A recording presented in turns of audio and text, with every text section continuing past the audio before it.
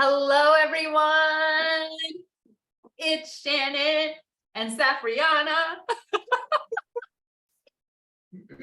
Hello, everyone. I'm here with an expert spotlight. I got a little bit of a frog in my throat today. I don't know what's going on. Glad I don't have to talk that much, maybe. And I am here with my friend Safrianna.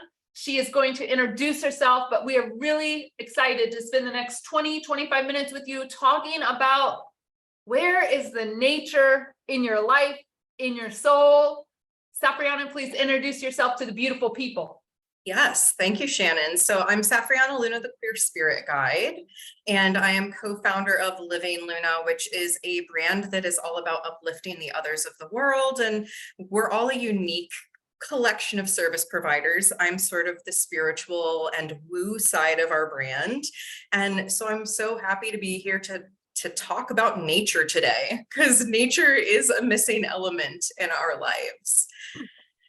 It got that way. Let's just dive in. Like, I'm married to a spouse. I mean, I'm going to kind of throw her under the bus right now. She could go a whole week with never going outside. I can't even go a day.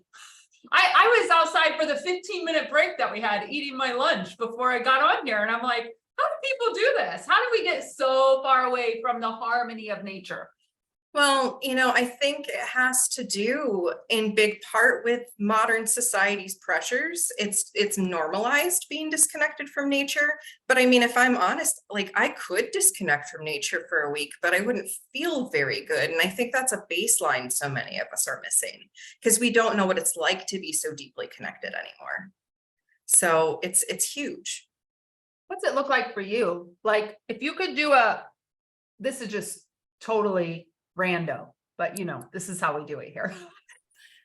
If you could have a perfect day, where does nature fit in for you for that day? Yeah, I mean, the first thing I love to do in the morning is open my curtain.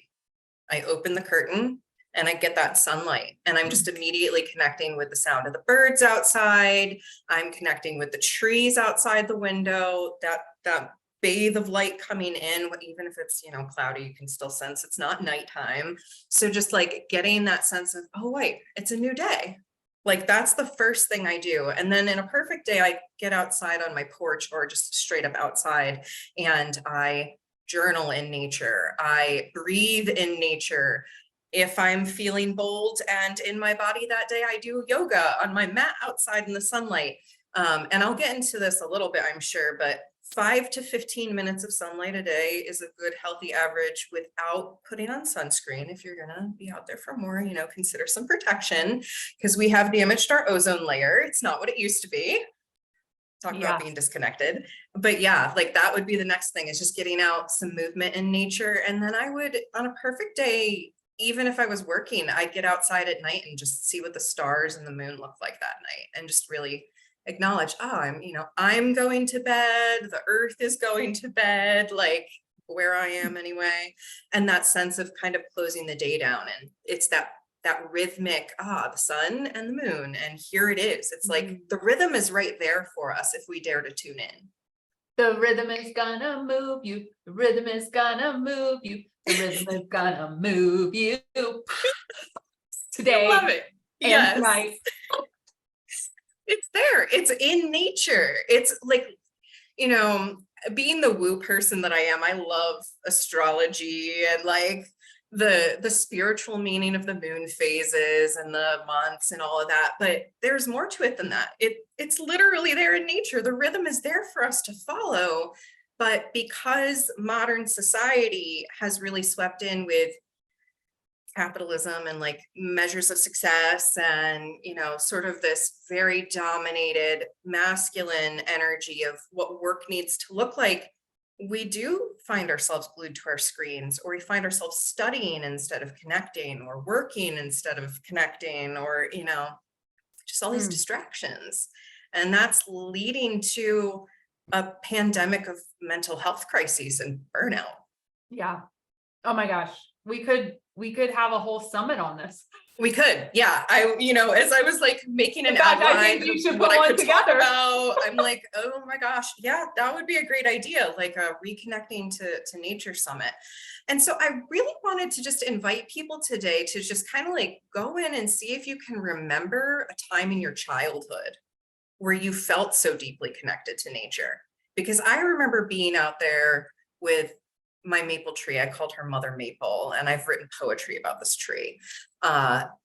She was my mom, like she was my earth mom, and I would go out and just be in the arms of this tree and bring her little offerings of other leaves or acorns I'd found, and there was a relationship with her. And so I want people to try and recall that moment. If you have a moment like that in childhood, where you can remember the wonder, the possibility in nature, the wow, I can do anything because like, look at the world around me, right? Before any of that spark got stamped out, or before we found ourselves in the classroom, right? Like in often concrete walls, sometimes in basements with no windows, right? And we got shut out from that nature. That's the spark we want to reconnect to, because that is, in my eyes, the solution at this point to reconnecting with ourselves and saving the planet. Like, this is big stuff. Yeah. Oh my gosh. I can remember two of my happiest childhood memories, making walnut mud pies with my neighbor Matt. And there were fresh walnuts, they were green, and they'd stain your hands all green. We'd mix them with the mud and we put them in our mother's baking dishes. And they're like, can you guys use something else? Like, no, they never got mad though. They never got mad at us, which probably contributed to my love of nature. And then camping. We camped so much as a family. And many of you know, I made a decision to try out for Survivor. And to this day, my father's like, can't you just go camping? Like, why do you have to do this extreme thing? And I'm like, Dad, we already camped. Like, I already marked that. You got to like amp it up now. You got to go all into the nature. You've got to have nature give you a challenge now, because camping's not really it's a minor challenge sometimes. Absolutely. But not a huge challenge. You're ready to take it to the next level. And like, oh my gosh, Shannon, if you get into Survivor, like, even though there's a lot of stress, I could imagine, I was thinking, there's this beautiful documentary that was done on Audible. So if you have an Audible subscription, you can find this. It's called The 3-Day Effect. Oh. And it was this beautiful, brief audio documentary they did where they got people out into nature. And I'm wanting to say, it's been a while since I've listened to it, but I know they had survivors of human trafficking in it. And they also had, I believe, veterans. So people that have experienced real hardcore trauma, the kind of stuff that leaves the mark of PTSD on us. And they got these people out into nature for just 3 days and did some studies with them, and their cognition, their stress levels, their reports of happiness, their creativity, their trauma responses, everything. Oh, I'm getting goosebumps just talking about it, because I know the truth of it. When we get out into nature for a chunk of time, and 3 days seems to be the magical number, we start to see this healing happen on tremendous levels. So imagine if we were able to take like a week-long nature retreat several times a year. Imagine if we were all getting out every day a little bit into nature and having that consistent boost. Like, the possibilities are really unlimited. And again, like I said, it's key to saving the planet too. Like, caring about this beautiful mother who is here to take care of us if we lean into what she provides. Yeah, absolutely. While we're talking about books, have you read Nature Deficit Disorder? Oh, yes. I have not read that one, but I've read bits and pieces of the studies that author has put out. And yeah, I understand why we're considering it potentially a disorder. I come from a background as a trauma therapist. That's where I was before entrepreneurship. And having seen a lot of disorder and the DSM definitions, for me, it comes down to two major things. It's trauma impacting us and a disconnect from our natural planet. disconnect from the balance that is actually here, right? And when I say balance, like I mean that balance with like within ourselves and the outward balance of our relationship with others and the planet. And then the inner energies. I'm writing a book right now called Balancing the Cosmic Divine, which is about this, like balancing the inner energy. And that has to do with solar energy and lunar energy, which informs our planet and therefore informs us. So yeah, it's definitely indicative of a disorder in our society that we don't have the connection with nature. It used to be everything. I mean, it was survival, and now survival has come down to not tangible resources like what's in your backyard, but you know, the green paper money stuff that you go to the grocery store to buy something off the shelf. Yeah. And that's something I want to just like throw out there, because I think this is really important to consider. You know, I don't want to be doomsday in this conversation today, like, but I want to just note that the disorder, you know, this nature deficit disorder looks like increased stress levels. It looks like, you know, increased physical health problems because we're not connecting to our body and our tissues and our digestion and all of that in the way that we used to. It leads to that feeling of isolation when we're not out in nature, we're not seeing the world around us. And it reduces our attention span when we're not out in nature and we're constantly on screens. Like we're seeing massive increases in lack of attention span versus going out in nature and spending 5 minutes mindfully breathing and just like, oh, look at those ants walking on that little hill, and oh, look at that bird, and like just noticing what's in the moment instead of the constant dopamine hits. Like just 5 minutes a day of mindfulness is shown to begin to repair some of our brain stuff going on and our chemical or cortisol balances and stuff. So that's what I really want to highlight, is it's entirely possible for each and every one of us to reconnect with nature. And I have at livinglunas.com/handout a list of ideas for you.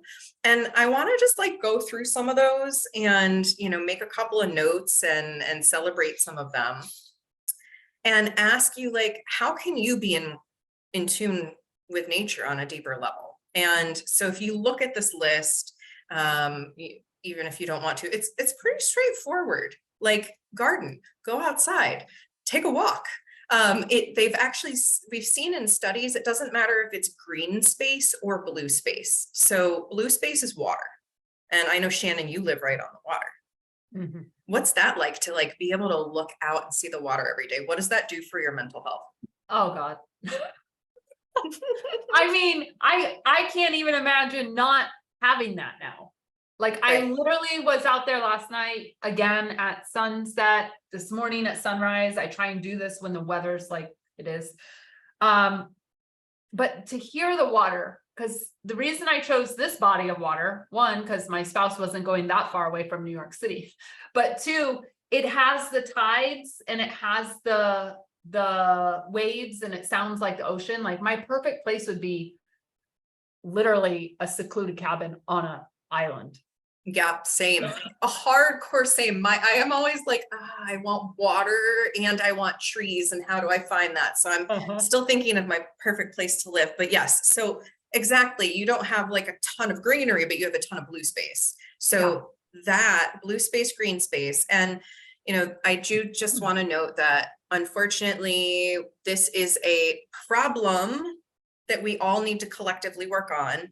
A lot of lower income environments and, you know, poorer neighborhoods don't have green space. They have less access to parks. They have less access to, you know, green walkways and things like that. So if you're in a situation like that, you may have to work a little harder to get out in nature. And that is already difficult when you're already, you know, experiencing these other challenges. So if you can bird watch, if you can even just find that tree that's planted in your neighborhood, right? And go have a connection with that tree, see what's going on in that tree, observe it.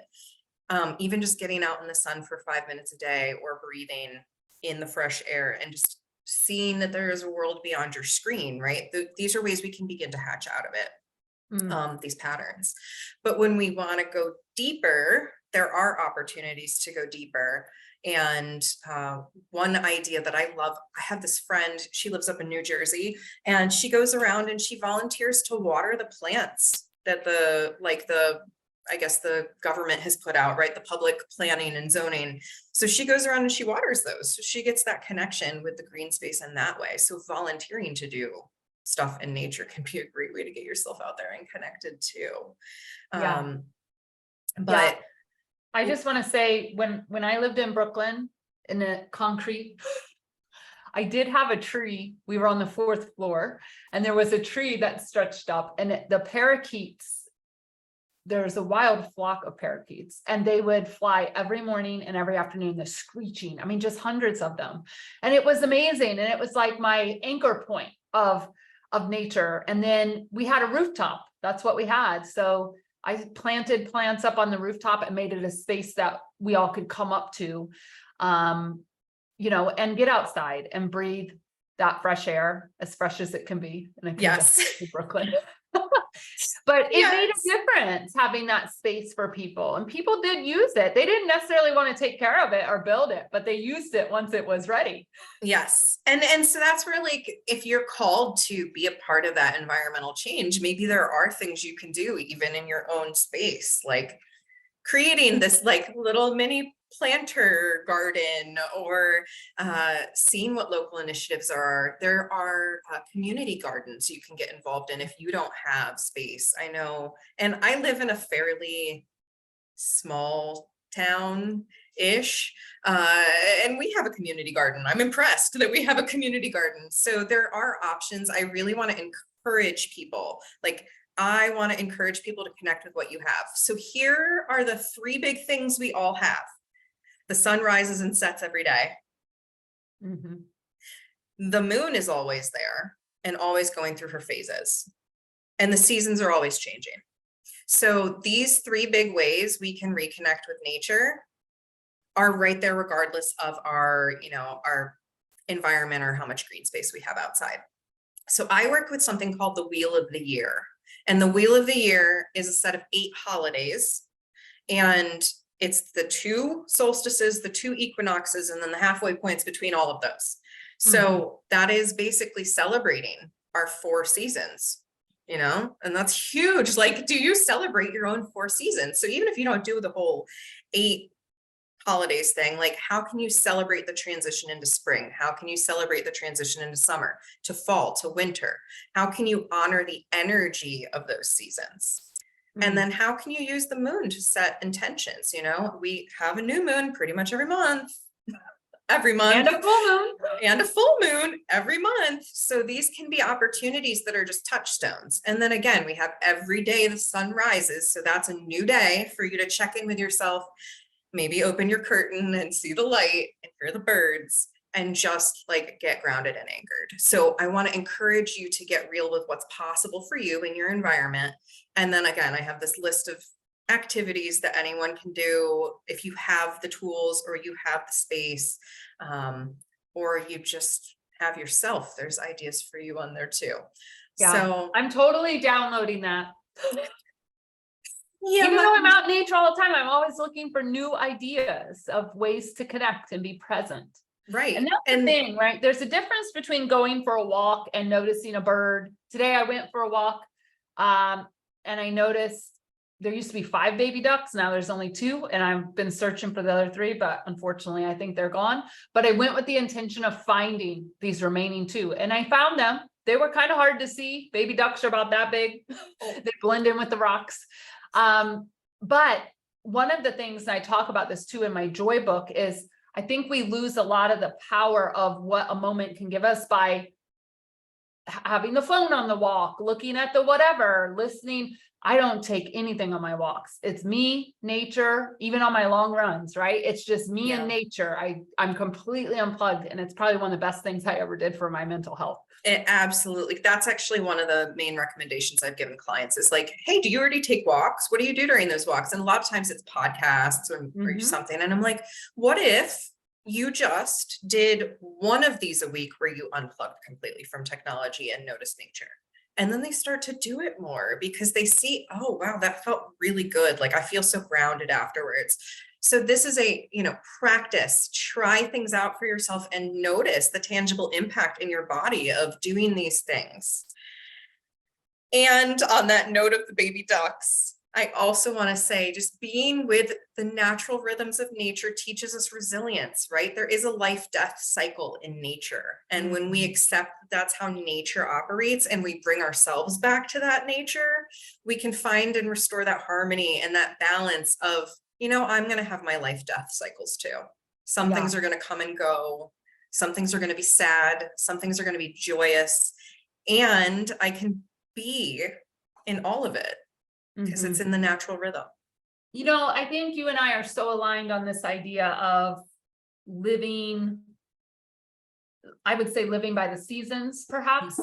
I know one of the things you were so excited about is we were like, we actually don't plan for the new year till the new year because we're too tired by November and December to think You're about supposed to be retreating and, Yes. resting, hibernating. And I actually have started running my business, actually for myself from my Q1 starts either in March, April, May, June. Yeah, March or June, because that's where I'm starting to feel like I'm waking up a little and I'm ready to emerge like a seed, right? That's been planted in the spring and my ideas are fresh. And I've been toying with this idea, and I know it's not a new idea, but running this business in terms of, and Amy and I have talked about it, by the seasons. What would that transpire? What would it look like for us? Yes, I love that. That's what I'm all about. I am here to help people and businesses get real with that. What does your flow feel like? I have in human design the rhythm gate. And so that's literally, I feel the rhythm of the earth and stars and planets and all of that. And I'm like, see the juiciness there when you do start to follow it. You're already feeling that, Shannon, and I have seen that impact in your business. And I did delight in you saying we're not doing this end of year planning because we plant our seeds in the spring for a reason. If you plant them in the winter, with the exception of a few bulbs and whatnot, right, which we get really intentional around, we know that that's the proper time. Everything else waits until spring when we are thawing and coming out of hibernation and emerging. And yes, each of us will have our own relationship with our seasons, and then we have to take into account where we live.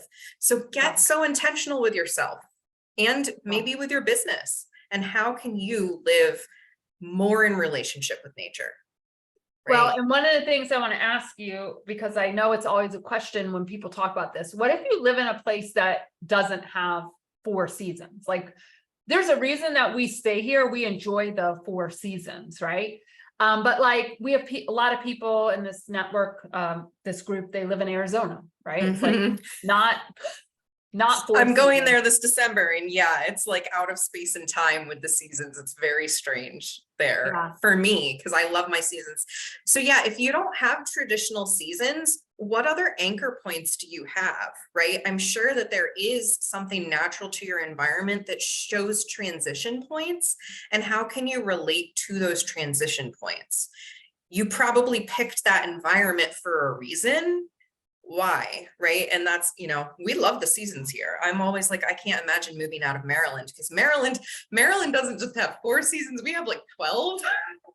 You never know what you're going to get when you wake up sometimes. But I love the distinct transition of the colors and whatnot. So, whatever environment you're in, what can you anchor into as transition points? And again, you have the sun and you have the moon. So that can really inform you too. And how can you be in relationship with those in a different way? Yeah. So what would be your biggest takeaway for anyone watching this video? It's your biggest piece of advice about nature and connecting to the rhythms of nature. Biggest piece of advice is just to connect with nature however you can, right? Get really, really realistic about what is right for you with your physical abilities, with your actual environment, with where you're at in your own mental health journey, and just connect with nature however you can. 5 minutes a day, 3 minutes a day. If you really, really are struggling, right? And you can't get yourself to 5, we're going to give you lots and lots of grace because that's the key to this. But 5 minutes a day, just breathing and looking around in nature can have a massive impact on your mental health and well-being. 5 minutes a day. So even if you're looking out a window, okay? I love it. I love it. Come on, y'all. We want to hear about it. Safrianna, it'd be fun for you to post your own post at some point this week, asking people, you know, how are you connecting to nature this week? Like, let's really get people involved here. I think absolutely. I mean, and the list of ideas I have, you got more ideas? Let us know. What do you do in nature? Like, I want more ideas too, because I'm always lovingly exploring what Mama Gaia has to offer us. Absolutely. Amy Hager, every time we have a retreat, she pulls that damn Gaia card and she's like, why do I keep getting this? And I'm like, clearly for years it's trying to talk. She needs to connect with Mama Gaia. Mama Gaia is calling her, clearly. Oh my God, she's gonna laugh when she watches this. Okay, where can people connect with you outside of this group? Because you've got a lot of cool stuff going on. Yeah, so the easiest way to connect with me is to just go to livinglunas.com. So that's Luna like the moon with an S at the end for multiple moons. So livinglunas.com, and you can join our Discord or our Facebook community right from the main page. I hang out mostly socially in Discord, and that's where like I post memes and uplifting things and just have conversations. So if you just want to have a social space that's about that, come join us in Discord. If you want to have deeper conversations and whatnot, or you want to see what offers I have out there, check out the Facebook circle. I do have an awesome free opportunity coming up tonight if you happen to see this today. Otherwise, the replay will be available, and that's the Earthlight portal, where we're going to be tuning into the sort of energetic grid of the earth and just doing some meditation and breath work. I also host retreats and have one coming up in Sedona in December. So there are all kinds of ways to connect with me. And again, if you like my energy, just reach out. I'd love to have a chat. Yeah, and I wish I was free for December, but I know there'll be more. There will be more. Mary and I are already talking about the future. So good. Oh my gosh. Well, thank you so much for spending time with us today. I could hang out with you all day long and geek out on this stuff. You're like my kind of people. Same, absolutely same. I was like 20 minutes. We're gonna get the salient points in here, but nature, there's a lot we can talk about. Absolutely. Thank you so much for being here with us. Thank you for the invitation. Adios. Bye.